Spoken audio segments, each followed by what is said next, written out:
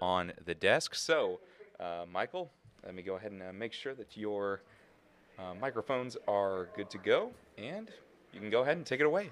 Well, thank you, Leo, and thank you, Senator Middleton, for being here. Welcome back to Tyler. Thank you. Yeah, good to be here with you. You've been in the Texas legislature since 2019 and currently serve as senator for the Galveston area. Why run for the Attorney General's office for the Republican nomination? So it's great being back here in Tyler and Smith County. My wife is from here, grew up here, born and raised here, and then all my in-laws still live here right in Smith County. Feels like home, and one of the reasons it feels like home is because of the values. Faith, family, and freedom is strong here. Conservative values, Christian conservative values. But look, for me, this is a calling. This is not a job. And from day one in office, I've always been ranked as top one or two most conservative members in the House. I was chairman of the Texas House Freedom Caucus. Now I'm in the Senate, top one or two most conservative members there. President Trump said my conservative record was second to none and that I was a MAGA champion. And like our president, I don't take anything from this job. I reject the salary, the pension, the health care. I don't take the state license plate. I don't take the lobbyist NFL tickets or the lobbyist ski trips. I'm only here to serve and fight for the conservative values that we believe in. And look, a lot of politicians will tell you what they're going to do, right? There's a lot of talking and not a lot of showing of results. But I can show you the conservative results. I fought the woke left's gender ideology and won, stopped perverts from going into men going into little girls' restrooms and showers. I defeated the atheists and got the Ten Commandments and prayer back into our public schools. Also took on our foreign adversaries, stopped China from buying our land out from underneath us, and am now fighting our newest and most growing threat, which we know is Sharia law and Islamification. And this is about proven conservative results in this race. We're going to get to a lot of what you mentioned, but first and foremost, your biggest priorities if elected. So, number one, we've got to back up President Trump and his border security agenda. What you're seeing in Minnesota right now, where they're blocking ICE, where they're getting in the way of deportation and his border security plan, is unacceptable. And I've got zero tolerance for that. So anyone that tries to get in the way of President Trump's border security agenda in Texas, we have a very powerful tool.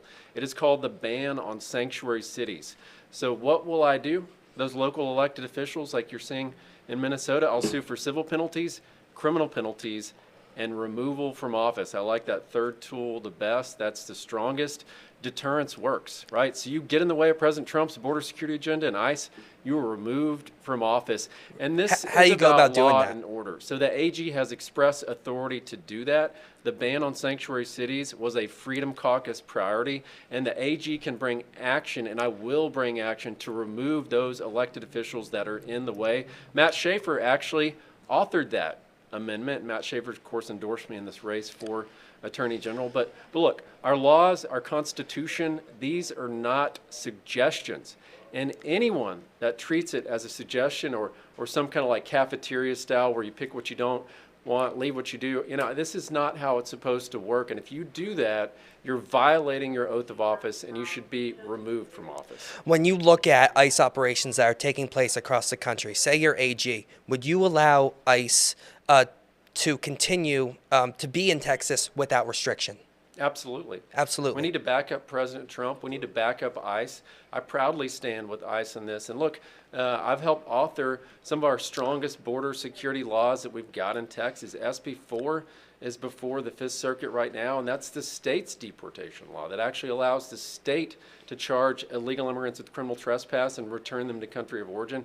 And let me be very clear about that. We have to deport all illegal immigrants, not some, all. All. All. Let me ask this. You've talked on the campaign about a bill you authored prohibiting men from competing in women's sports. You alluded to that earlier in this discussion. Why do you feel it was important for that bill to become law? This is common sense. This is about the safety of our wives, our daughters, our mothers.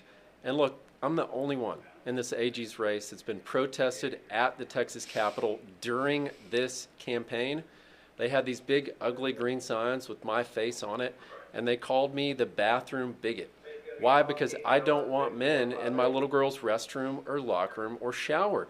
This is about common sense, because what this really is, it's perverted men that are fighting to get into women's private spaces. And I'll give you a little picture of who opposed that bill. It was men in women's dresses, right? We're looking at really what is truly mental illness here, because I'm fighting for the safety of all the daughters of our great state, and not just that, opportunity, which of course is why Riley Gaines has endorsed me in this race for Attorney General. I authored and passed the Save Women's Sports Act, which of course kicks men out of women's college sports. Back in 2024, NCAA President Charlie Baker said he knew of fewer than 10 transgender athletes in schools across the country. Over 500,000, I believe he said there were at the time, athletes. What is your response to voters who say this is not an issue? Well, there are a whole lot more men pretending to be women. And look, this is Are they about competing protecting, in sports? They're trying to, and this is about Do you know how protecting many? fairness and opportunity. Look, this is what it's really about. How much unfairness is okay, right? We saw Riley Gaines. We saw what Will Thomas did. Leah Thomas is what he went by. He was in her locker room naked, trying to date her teammates. And then what did he do? He stole victory from her. How much theft of opportunity of actual women is okay? These are men pretending to be women, and not one example is acceptable, not one. But would you happen to know how many examples there are of this? One is too many. One is too many in your view? What would be your message, though, to people in the transgender community who may fear this law will increase hateful rhetoric against them? This law is about fairness. Everybody has the opportunity to play sports, but you must play according to your biological God-given sex, which is why I also helped pass and authored the What is a Woman Act, defining male and female as biological sex, because your birth sex is your God-given sex, period. It's that simple. This is not difficult. If elected, you would be succeeding Attorney General Ken Paxton. Is there anything about the office under his tenure you would like to see changed? So one of my big priorities is election integrity as well. And as we saw, the Court of Criminal Appeals took away the AG's power to prosecute election-related crimes, which is why I asked Governor Abbott to add it to the special session call. He did. We passed that bill in the Senate, passed it in the House. But now we need to take step two, which is create a standalone task force that has broad law enforcement powers with the ability to investigate and prosecute those that are breaking our election laws. Because we know this as well. Do we really think that George Soros DAs are going to prosecute voter fraud? Of course not. That's why the power of the AG to prosecute that is so important. And look, law and order, tough on crime, that's America first. Because my goal is also to make sure that Texas is the safest state in America to live and raise a family. I want to ask you about one topic that's been a big topic of discussion recently, artificial intelligence. If elected Attorney General, how do you view the role of artificial intelligence? Do you see yourself filing potentially any lawsuits relating to artificial intelligence if elected? Well, so one of the most important things we do in government is protect children and protect them from harm. That is something that I've been doing since day one. In fact, this past session, I changed the law to make it easier to prosecute those as predators that are showing pornography and obscene materials to kids. That was a 10-year priority of the Republican Party of Texas. It was tough to get done, but we had to do it because these predators are doing this to our kids. Not only that, the age verification of pornography bill was a big priority of mine. Also, the ban on child transgender surgeries. That took a number of sessions to pass that, and what that does, of course, is it stops this evil practice of child abuse where children are being subjected to these permanent, irreversible surgeries, and frankly, at the end of the day, it is a criminal penalty that should be levied here. Now, your campaign website mentions that if elected, you would sue corporations for deceptive trade practices. Are there any deceptive trade practices you know of right now that are currently impacting Texans? And if so, what can the AG's office do to alleviate them? Right, so the DTPA is a very powerful tool. What is that? The AG's office, Deceptive Trade Practices Act. It's one of the most powerful tools that the AG actually has, and it allows that office and me to protect consumers, those who cannot defend themselves from harm. And I'll bring this up as well. Think about vaccines, right? The COVID vaccine, of course, was sold as This will cure you. This will prevent transmission. And they kept backing it down from there to, well, maybe you just won't have the virus as badly when you contract it, until eventually we realized that the vaccine was causing harm. And that is why I wrote, authored, and passed the strongest ban on COVID vaccine mandates in the country. It's over 5 times stronger than Florida. So this is a great example of that. Also, food stamps. We've seen where things like soda and candy are leading to healthcare problems, right? Because taxpayer-funded junk food turns into taxpayer-funded healthcare. And the AG's office needs to be there and is there to protect consumers in Texas from harm. Do you view, you mentioned vaccines there, do you view them, how do you view vaccines? A good, bad thing? It's kind of in the middle? It should be your choice. It should be your I've choice. always been a champion for medical freedom, and your decision should be up to you on what you put in your body and which vaccines you take. And if elected Attorney General, you would be responsible for an office of hundreds of employees. Why do you believe you have the experience to handle an agency of that size? So look, for 7 years, I've been writing these laws, drafting these laws, defending them against Democrat attorneys in the House floor, defending them against Democrat attorneys on the Senate floor, getting these laws over the finish line. Who better to enforce them than someone who was on the ground floor already writing them, defending them against the attacks by the left? But not only that, you point out a good point here. It is 4,000 employees. It is up to 750 lawyers. This is a leadership role is what it really is.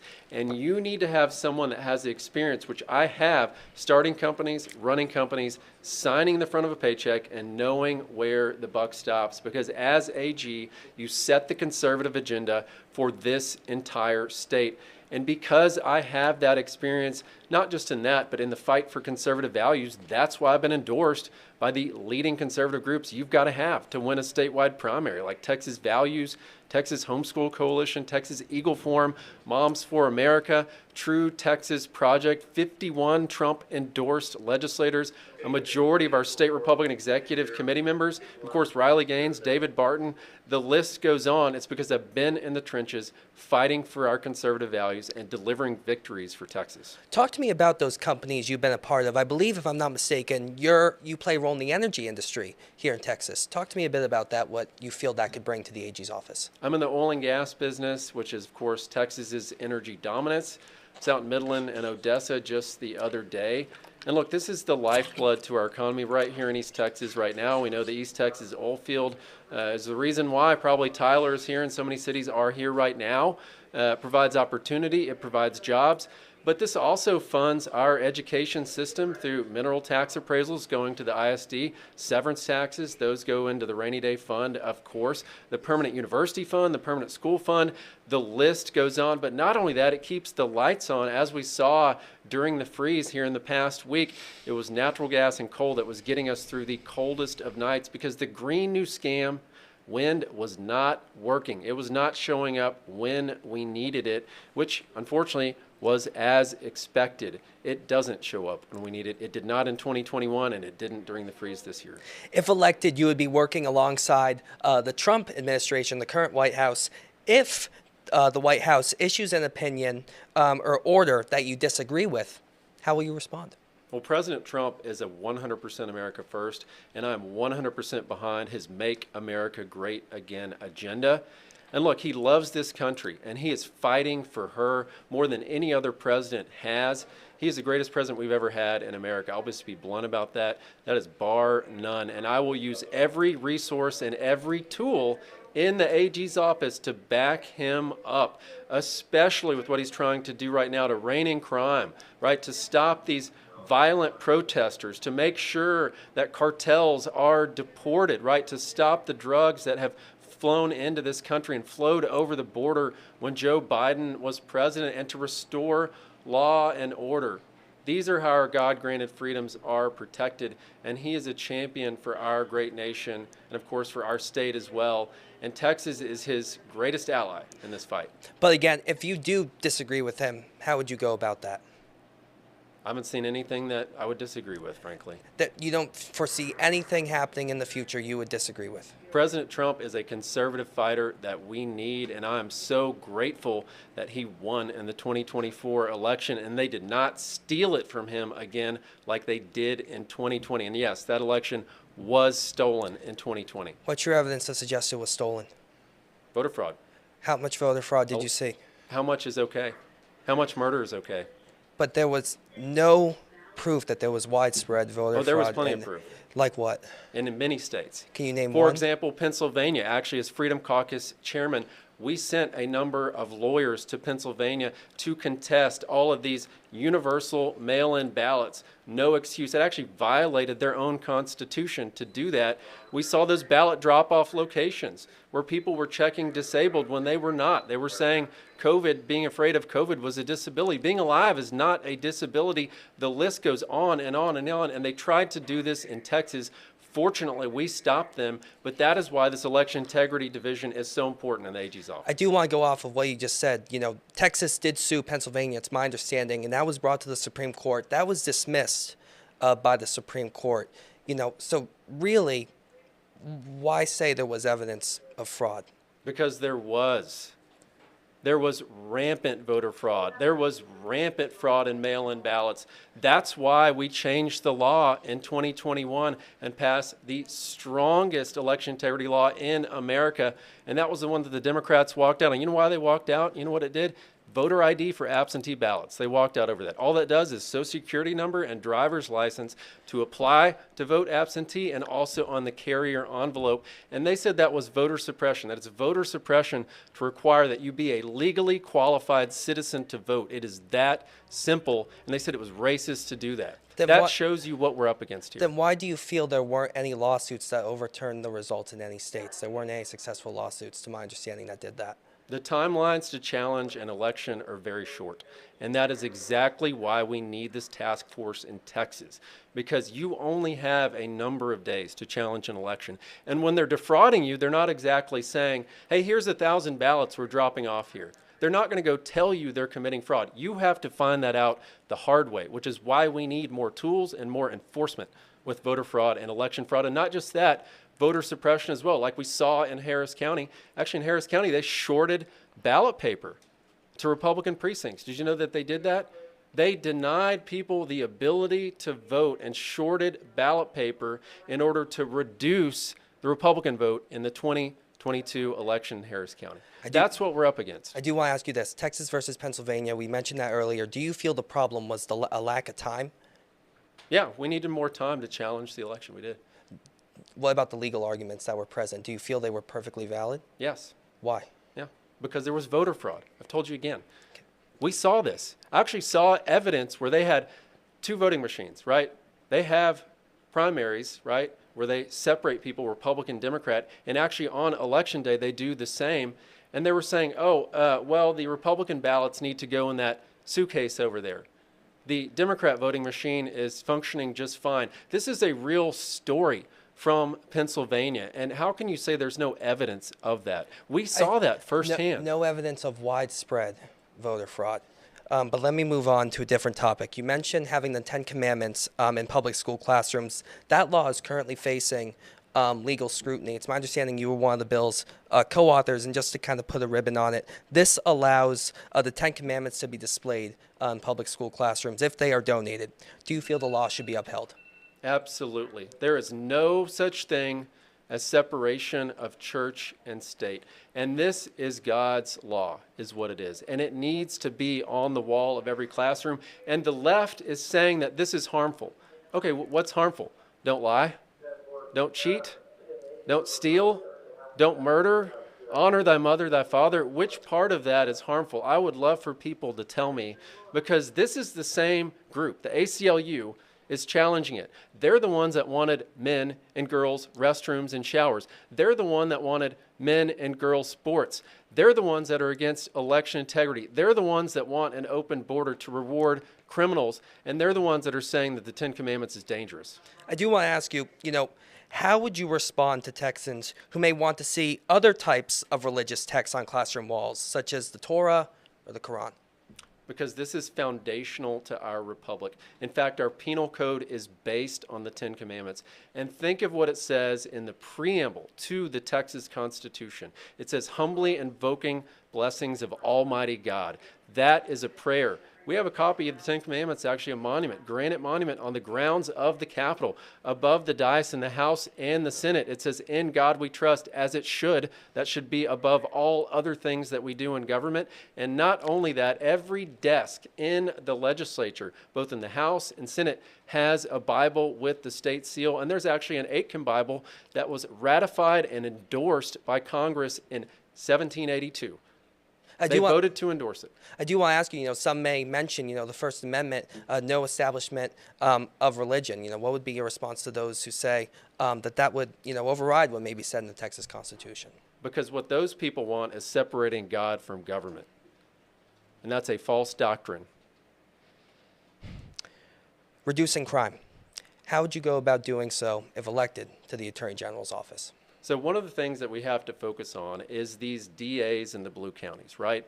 So our penal code is not always being enforced, right? We have a lot of great laws on the books, but we've got to make sure that they're enforced. And if there's a district attorney that is choosing to not prosecute, either setting a policy, right, in writing or verbally or by practice of not prosecuting an entire class of crimes, then it's very simple. They have violated their oath of office, because you're supposed to put your hand on the Bible to protect and defend all of our laws, all of the Constitution. And if they are violating that oath, they must be removed from office. It is that simple. The March 3rd primary is just a little over a month away. Is there anything we didn't ask you would like to add? Well, I appreciate you having me on today. I'm never retreating from Washington, D.C., because I'm never going to Washington, D.C. I'm a 7th generation Texan, and Macy and I are blessed to have 4 little ones at home, and they're my daily reminder of what we're fighting for here. And the reason why this fight is so important is we don't have another Texas to move to. This is it, right here. Republican candidate for Texas Attorney General, State Senator Mays Middleton. Senator Middleton, we appreciate you coming here to Tyler today. Thank you for having me on today. Thank you. Back to you, Leo.